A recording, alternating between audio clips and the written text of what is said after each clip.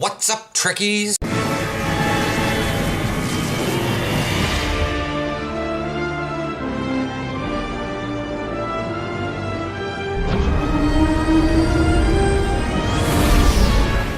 Hi. So, we're gonna split this into two videos. Console, you're gonna get knowledge on both videos, but I gotta split this because there's a lot of ships. So, you're gonna get this news twice. It's Mirror Universe time. That means you sign up, you do your little thing, you go to Bothell Station, science vessels on portals, typically, cruisers on satellite things, 4 of them around the edge, until there's level 5. There's no reason after that, and just start mass killing things. Escorts try to kill things. I know it's scary.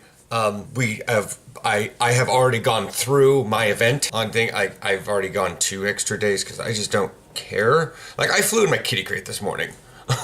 Basically, you're getting 2 weeks out of 3. So 14 out of 21 transponders. Get it for doing it. If you really do want a challenge and you're going with fleet mates, sure, go with advanced or elite. I forget if there's an elite. If you're gonna pug it, pickup group, go through the just regular. Even during the height of the event, people are still lazy. Last Wednesday, I had a really good group. We had 47 portals closed. And like no enemies were up, and they were constantly cycling. Like, we had the station powered up really fast. Thursday, 12 portals closed, and the station damn near died. I didn't change difficulty. It's still on regular. And then you guys will be moving on to the Renegade's Regret, week 2, blah, blah, blah. Okay, now that we're here for the actual video, I've already given the console news on both these videos. Now let's get on with this. This part of the video is about Cardassian intelligence starships. This is stats and abilities. We're gonna go over all the Cardassian ships they have here. Okay, so intelligent starship features. Cloaking device. Intelligent starships feature a cloaking device. Cardassian intelligence ships are fitted with a unique visual effect as they have had to develop their own cloaking technology. It doesn't show anything here, so guess is as good as mine, and I hope it looks cool. Intelligence vessels, warp signature masking, passively conceal their energy signatures, causing long-range sensors to have difficulty detecting them. This translates to a small amount of stealth, which renders enemies unable to detect intelligence vessels if they are beyond short range. Nice! So it allows you to get kind of maybe up to like 5 or 6 kilometers. Active sensor array, this is a part of intelligence, capable of performing deep scans of their target to reveal vulnerabilities. Every second the target of gather intelligence will have 1 stack of penetrating scan placed on them. Once the target reaches 15 stacks, they become vulnerable for a short time. Weaker enemies require less stacks to be rendered vulnerable. So frigates versus command cruisers. Multiple intel ships can contribute to the number of penetrating stacks, causing the target to become rendered vulnerable more quickly. Ooh, forgot about that one. Intelligence ships are kind of an old thing. I've forgotten a lot of the stuff about them.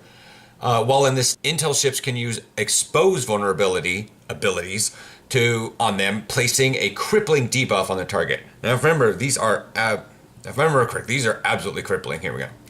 After the vulnerable state expires, the target becomes immune to further stacks of gather intelligence for the short period. This is expose vulnerability defenses. Removes all engineering bridge officer buffs, minus 33 all damage resistance rating for 10 seconds, increased damage to shield from all energy types by 20% for 10 seconds. It's that's disgusting. Not only is their hull taking effectively 33% more damage, but their shields are taking 20% more damage. Exposed vulnerability weapon systems removes all science bridge officer buffs, so if they're like healing, they're not blue abilities. If you see a lot of blue abilities, maybe weapon systems, a lot of things tend to do emergency power or engineering team. They usually don't use science bridge officers. Sometimes you'll extend shields, but this also reduces their outgoing damage by 33% for 10 seconds and reduce their accuracy by 33% for 10 seconds. Exposed vulnerability critical systems, again, removes all science bridge officer buffs and holds the target for 5 seconds. That can be beneficial if you're using static draining abilities like Tychon's Rift. If you're gonna hold the target there, that means you'll get Tychon's Rift. Tychon's Rift takes like 2 seconds to fully drain something. It's fast, but it's like, I've seen like some frigates, like I put it down and they go whoosh. and they like the evasive maneuvers out of it, and I'm like, dang. Here we are. We're moving on to the ships. Damar class Cardassian Intel Science Dreadnought. Damar, oh my, praise. Where's it? Sensor analysis, subsystem targeting, secondary deflector. It is a science vessel. 4 in the front. Ooh, 3 in the back. Well, okay, that's like it is a science dreadnought, so I gotta think of this like an Anorax. We've got Commander Science / Intel, cool. Ensign Universal Intel, Lieutenant Commander Tactical, Lieutenant Engineering, Lieutenant Commander Science. That's a lot of science. And a bit of intel to throw around in there. 3 Tactical, 3 Science, 3 Engineering, 5 Science. Base turn rate 6.5. Well, it's a dreadnought. I would hope so. Impulse modifier 0.16. Inertia, that's fat. Plus 10 weapons, plus 10 aux. Awesome. Console Universal, Cardassian Support Platform Cluster. Ooh. Probably a healing thing. 1 hangar bay. Okay. Launch Cardassian Yakuwa, probably Yakuwa, fighters. And they gather intel, and it's got a starship mastery of science vessel. Starship trait is photonic diversion. So science vessel again is bonus exotic damage, then shield hit points, then overall healing, and then shield regen and hardness. It's got a shield modifier of 1.25, so not great for science vessel. I'm kind of peeved at anything below 1.3. Cardassian support platform. When activated, your starship will deploy a potent shield generator. Oh, there we go. After a short period of time, the shield generator will then deploy 3 spiral wave disruptor platforms. Additionally, the shield generator will significantly reduce the flight speed and turn rate and shield hardness of foes within it. Spiral wave disruptor platforms are equipped with spiral wave disruptor beam arrays that use fire at will 2 and beam overload 1. Well, I guess you don't have to worry about turning too terribly much when you can deploy an army-ish, plus photonic fleet if you're a science officer, plus the Mannheim device if you happen to have that. Oh my god, but no. Starship trait, photonic diversion. Oh, please no. While this starship trait is slotted, activating jam targeting sensors, not that bad. Evade target lock, okay, will create photonic decoy at your target's location. The decoy will attack with spiral wave disruptor, beam array, and photon torpedoes, and have constant feedback pulse effect. Oh, gross. All right, so we got the Cardassian Yakuwa, whatever. Frigates. Oh, they're frigates. Their elite version. Okay, we'll go with the elite. Gross. 3 spiral wave disruptor beamer banks in the front. So that's 3 270s up front, 1 photon torpedo launcher up front, and a spiral wave disruptor 360 beam in the back. Torpedo spread 3, subnucleonic carrier wave, and suppressive armaments. It modulates weapons for 15 seconds, reducing the accuracy and damage of any foe attack. So the advanced ones, they have torpedo spread 2. Yeah, that's fun. They still do the suppressive armaments. Oh, and they don't have the subnuke carrier wave. I'm thinking subnuke carrier wave is subnuke but AoE, which is still disgusting for frigates, considering that's 2 things pouncing it off. Subnuke carrier wave is an intelligence bridge officer ability. It disrupts the effect of any beneficial buffs on nearby foes and increases recharge times of their abilities. So yeah, it's subnuke. In a 5-kilometer sphere of 2 frigates. Good. It's most likely, oh no. If you have it, there's an astrometric scientist that allows you, and your frigate pets, oh god, I hope this doesn't apply to them. Subnucleonic carrier wave variant is knock random subsystems offline. Just like basically viral matrix plus wiping off all your buffs from subnuke. Disgusting! Now we're moving on to the next Cardassian ship. Gimor class Cardassian Intel flight deck cruiser. 1.1 shield, lower. 5 in the front, 3 in the back. A pretty decent hull. Commander Engineering Intel. Lieutenant Commander Engineering, nice. Lieutenant Commander Tactical, nice.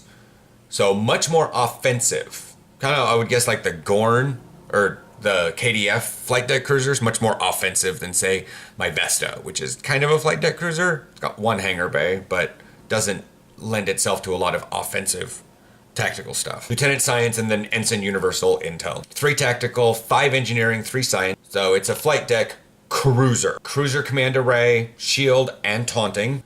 Flight deck cruiser, so kinetic and physical damage resistance, then regeneration, hangar launch recharge, so quick deployment, and then energy and radiation damage resistance, and then calm before the storm. Its console is the Cardassian mobile torpedo platform. That sounds powerful. These power buffs, 10 weapon, 5 shield, 5 engine. So we're not looking at Ox right now. No, that's hangar pet recharge. Mobile torpedo platform is bristling with torpedo ports and will frequently unleash a constant withering barrage of photon torpedoes to your target and nearby enemies. This platform will frequently bombard your enemies with photon torpedo spread barrages. Redundant, but what it actually does. Passive boost to engineering readiness, that's engineering ability cooldowns, and a scaling bonus to shield power that increases as the subsystem's power is decreased. So I guess if something knocks your shield subsystem power down, this console gives a shield power boost. So it's kind of a redundancy to it. Nice. This console may be equipped on any starship. Any starship. Calm before the storm, starship trait. You will gain stacks of calm every few seconds while in combat. Each stack of calm grants a small amount of damage resistance. Cool. Exiting combat will clear all the stacks of calm. Once you have 10 stacks, though, all of the stacks of calm will be cleared and you will gain the storm buff. While under the effects of storm, you will gain a buff to bridge officer ability recharge speeds and weapon firing cycle haste. So you just basically sit. It's the calm before the storm. You sit, and you don't really get anything, and then all of a sudden, bam!